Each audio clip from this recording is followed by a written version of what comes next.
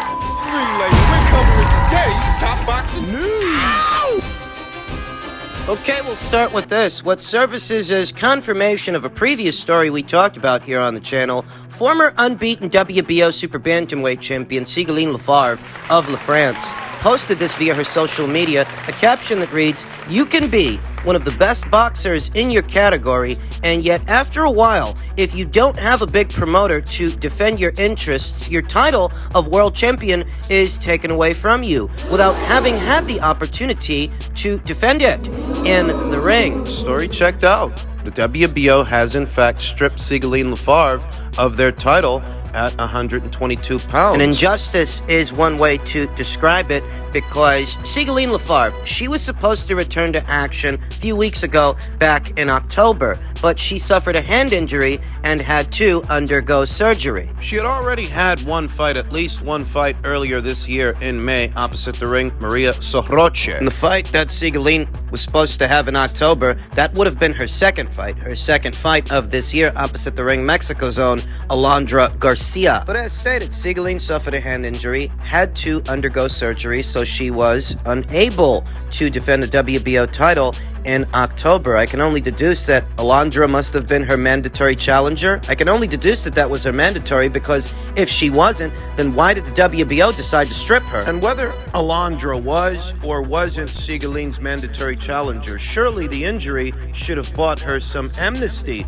with the WBO. Because she was injured, it wasn't inactivity for the sake of inactivity or a lack of finances or anything like that. They had the fight lined up, but Sigaline hurt her hand. She had to get surgery. It was what it was. I think the WBO could have exercised a bit more understanding in a situation like that. They certainly exercised understanding in the case of Jessica McCaskill. Jessica lost the fight to Chantel Cameron at 140 pounds, and as a result of that, the WBO issued a show cause letter to Jessica McCaskill to detail why she should still be allowed to reign as their champion up there at welterweight, having lost the fight at junior welterweight. And a resolution was reached. It was reached very recently. The WBO decided that in spite of Jessica losing that fight at 140, it would not rescind her status as a WBO champion at 147. They exercised a level of understanding and restraint with Jessica that they didn't exercise with Sigaline. A Twitter user that goes by the name Robert Patini stated, "Scandalous and shameful. The WBO withdraws the title from Sigaline Lefebvre for obscure reasons of delays, while her return was scheduled for mid-February. But the WBO does not sanction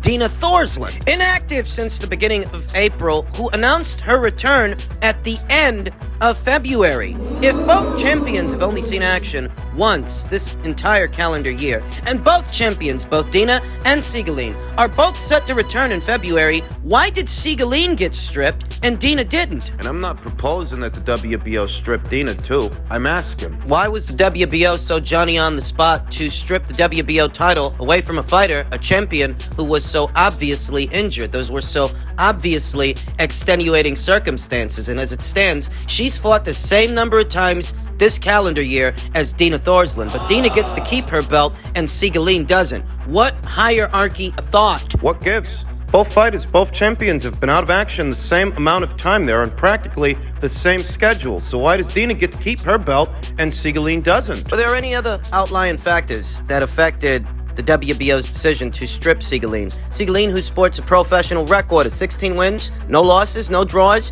1 knockout, campaigning in one of the more talent-rich divisions in the sport of women's boxing today, the Super Bantamweight division, one division north of the Bantamweight division, where Ebony Bridges, Shannon Courtenay, Yuli Hang Luna, Dina Thorslund, all those fighters campaign. It's not like Sigaline is an absentee champion. She keeps a regular schedule of activity. She fought 2 times last year. She was supposed to fight 2 times this year, if not for the injury. Because the WBO don't post rank standings for their female fighters, we really don't know who's next in line. Which of their 2 highest ranked contenders are in line to vie for for the newly vacated title. They don't post ranks the same way the WBA, the WBC, or the IBF do. And to my knowledge, Alondra Garcia hasn't been elevated to full champion, has she? Because if she hasn't, you really have to question the WBO's logic, their decision. Why did they strip Sigaline Lefebvre? Did they strip Sigaline to give the title to Alondra? And if they didn't give the title to Alondra, then what was the point of all of this? Should the title remain vacant through the first quarter of next year? Will they give Sigaline the chance to win it back? Because if the title is still vacant by the time next year gets here, there's no reason they shouldn't allow Sigaline to fight for it. She didn't lose it in the ring. An unfortunate situation for France's own Sigaline Lefebvre, who's very much upset, and can you blame her? I don't know what kind of judgment the WBO was exercising or why exactly they decided to do this, but as stated, it's confirmation that the WBO title at 122 pounds is, in fact, vacant. Men's junior middleweight news. Ahead of his upcoming mandated title defense opposite the ring, Australia's own Tim Tszyu, Jermell Charlo says, I don't get the respect I deserve. I guess in the pound for pound, you have to be liked. Echoing a sentiment I've often expressed here on the channel that most popular periodicals' pound-for-pound lists are really just popularity contests. Determined by a panel of votes. What I possess is just undeniable. It's just, I'm very thankful. I'm not even high-horsing me up, you know what I'm saying? I walk around like I'm a normal person that's very humble at the end of the day, because, you know, we all come to fight. We all come to win. Much respect to any boxer getting in that ring, but I just know that I'm different, you know? I'm different from anybody that's in the top pound for pound, you know? I don't get the respect I deserve, and I keep that energy, you know what I mean? And I float that whole way through this without me getting the respect that I deserve. That's why I'm still in the game. I've made millions of dollars in boxing, you know? Multi-millions of dollars in boxing. So we ain't worried about that. We ain't worried about a bunch of things. For the longest time, Jermell's brother, Jermell, was the one getting all the attention of the two twin brothers. And I feel like that's what motivated Jermell to, in effect, separate himself. And he is now a more accomplished fighter than his brother Jermell. He has, in effect, made history. In some ways, you could argue that his Hall of Fame ticket is already punched because he has achieved something that many boxers and even many champions won't achieve. He's part of that short list of fighters in the four-belt era, and that short list of fighters overall that didn't just see themselves become a champion in their time. He saw himself become an undisputed Ring Magazine and lineal champion in his time. And now he's set to defend that crown early next year. I've heard the argument made that due to the politics of boxing, the fact that all the belts that Jermell needed to accomplish that goal were already there on his side of the street. I've heard the argument made that that's the only reason he became an undisputed champion, but that's more than we can say for Leo Santa Cruz. Leo Santa Cruz had Gary Russell right there with the WBC title at his own weight, and he didn't fight him. The same applies to the Ray Vargas fight. That didn't happen either. David Benavidez never unified with Caleb Plant. So think twice before you levy that criticism against Jermell Charlo. Think twice before you make that argument. Jermell continued, I guess in the pound for pound, you gotta be like, you know?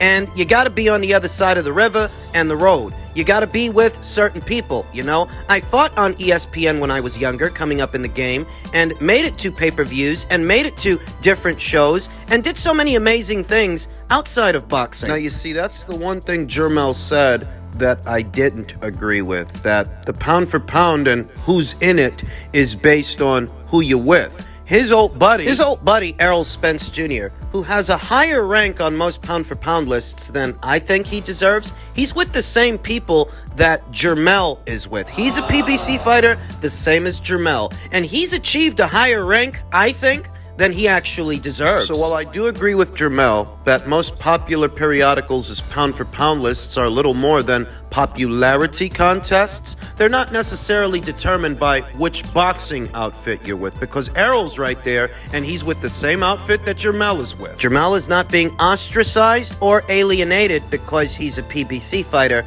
per se. No, he's not, because if that were the case, Errol wouldn't be there. And Errol's been ranked as a pound-for-pound fighter for a very long time. Longer, I think, than he actually deserves. I don't know what you need to do. I don't know who need to be writing this stuff, but I'm almost guaranteed Just those people got a personal way that they feel about me. And I'm not here to make you happy. I got a woman to make happy. I ain't here to make y'all happy or making no boxing reporter happy. I believe that some, though not all, popular periodicals rank Jermell Charlo somewhere in their rank standings. Here at Ring IQ, on the Ring IQ pound for pound list, he made his first appearance on the list some time ago. I believe it was after the Jason Rosario fight, where he procured 3 of the 4 alphabet titles at this weight. And he effectively gained ground when he became his division's undisputed champion. He actually ranks in 1 spot ahead of his PBC stablemate, Errol Spence Jr. He, unlike Errol Spence, is his division's undisputed Ring Magazine and Lineal champion. Errol is simply unified. He's not Lineal and he's not Ring Magazine. Jermell ranks in at number 6 and Errol ranks in at number 7. There was some truth to what Jermell stated about having to satisfy the preferences of individual pundits and boxing reporters and how he's not here to do that. It does seem very much like most of the time the pundits in the sport of pugilism, they play favorites, and that has everything to do with how they rate these fighters. I believe it was Ali Sekbak who very recently stated that George Kambosos, former Unified Ring Magazine Lineal lightweight champion George Kambosos, that he was the weakest champion. Ali Sekbak said in so many words that George Kambosos was the weakest champion in history, and as you can imagine, George Kambosos didn't like that, and George, he ain't got no hair on his tongue. He responded to Ali, a lot of people did, and since then, Ali has deleted that comment. But the comment itself actually accents what I'm talking about. Where do you get that George Kambosos, former Unified, Ring Magazine, and Lineal champion of his division, is the weakest champion in history? What is an observation like that based on? Based on your own ignorance? Because I'd say the guy who Wilder won his belt from, I'd say he was a weaker champion than George. Bermain Stavern was a weaker champion, at least, than George Kambosos. And everybody knows that.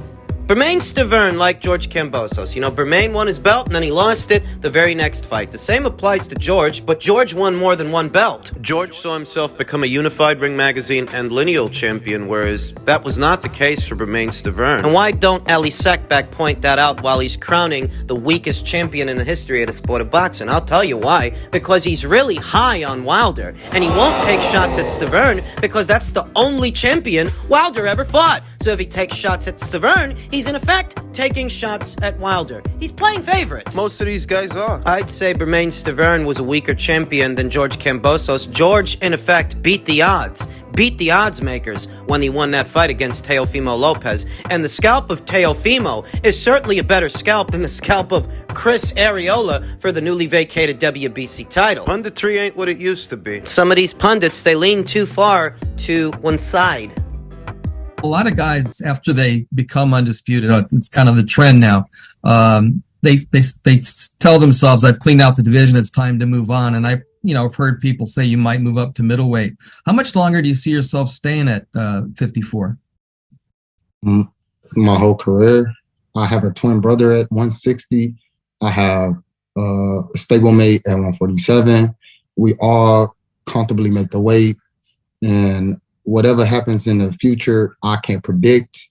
And I'm just ready to get it on as fast as y'all ready to see it. So I don't know how the rest of the time playing. I make 54 very easy. I'm 10 pounds overweight. I'm sharp. I'm in shape. I don't go and talk about all of what I do. This is a lifestyle for me. Boxing is not just a sport where we're trying to win titles. We're going to win it. We're going to enjoy it later. We're going to enjoy it when we sit back in our big mansions and chill with our families and homies and stuff. And we like, wow, we did it. And then sometimes you sit back, we made it this far, but it's just not done for me. It's not over for me. I'm just too hungry at this moment. I am not against Jermell Charlo having an extended stay as the junior middleweight division's undisputed champion. I'm not against him staying there and having a long reign as an undisputed champion at his weight. I mean, look at Gennady Golovkin. He stayed at middleweight for a very, very long time before eventually moving up in weight and taking on Canelo Alvarez for a 3rd time, losing that fight. I'm not against Jermell staying there. I'm not. But it's not what I expected to hear. And in truth, even though he's saying this now, I'm not completely convinced that's how it's going to play out. If it does play out that way, and he stays there. There are plenty of fights there for him. The Murtazalia fight by way of the IBF, the Sebastian Fundoria fight by way of the WBC, and the fight that he's about to have with Australia's Tim Tszyu by way of the WBO. There are enough fights there and enough fighters, outliers as well, like Magomed Kurbanov and Madrimov. There are enough fighters and enough fights there, winnable ones, that Jermell, if he wants to stay at 154, he's got ample guys to keep busy with, and it might be beneficial not just for him, but the PBC as well, because the longer he reigns as an undisputed champion, the more of a profile he can develop for himself. Jermell Charlo racking up title defenses that has everything to do with a fighter's legacy, because there's winning the title or winning the titles, and then there's defending them against all comers. You know, Bernard Hopkins, Gennady Golovkin, Vladimir Klitschko. These are fighters who were regaled for the number of title defenses they amassed as defending champions. So Jermell, he can go that route, and I'm not against it, though I'm not completely convinced that that's how all of this is going to play out. Not necessarily because of Jermell, but because of his old buddy, Errol Spence Jr. I'm not convinced he's going to stay at welterweight. I'm convinced he may end up moving up, and if he does, I don't think he's going to fight Jermell. It's a big part of the reason I struggle to believe that Jermell's going to spend his whole career at 154. Errol Spence Jr., his old buddy down there at welterweight, Jaron Boots Ennis is getting in position by way of the IBF. By way of the WBA, Virgil Ortiz is about to fight a Montestanionis. Errol himself is rumored to be facing Keith Thurman, former unified champion Keith Thurman, by way of an order from the WBC. There's a proliferation of mandatory challengers waiting in the queue, and Errol is running out of safe choices. Compared to Jaron Boots Ennis and compared to the winner of Ortiz versus Stanionis, Keith Thurman is a safe choice, but it's the last choice. Well, you know, mandatory. For appearance's sake, he's Errol Spence Jr.'s mandatory. But beyond that fight, beyond that mandatory title defense, the other mandated title defenses, they're a little bit more precarious, a little bit more hairy, and political. You know, Virgil Ortiz is a Golden Boy Promotions fighter. If he beats a Montestanionis and becomes the WBA's regular champion, he's in line for Errol. Unless we forget the ever-so-elusive Terrence Crawford fight, the undisputed title fight with him. I guess it all boils down to, what do you believe Errol's going to do next? Because what Errol does may have everything to do with what Jermell does. If Errol moves up in weight, is he going to fight Jermell? You know what I was expecting? I was expecting Errol to move up to 154, Jermell to move up to 160, and Jermall to move up to 168. But if Jermell stays true to his word and he stays at 154 as that division's undisputed champion, are we to expect Errol Spence Jr. to take him on? Because he's got all the belts. There's no other belts lying around.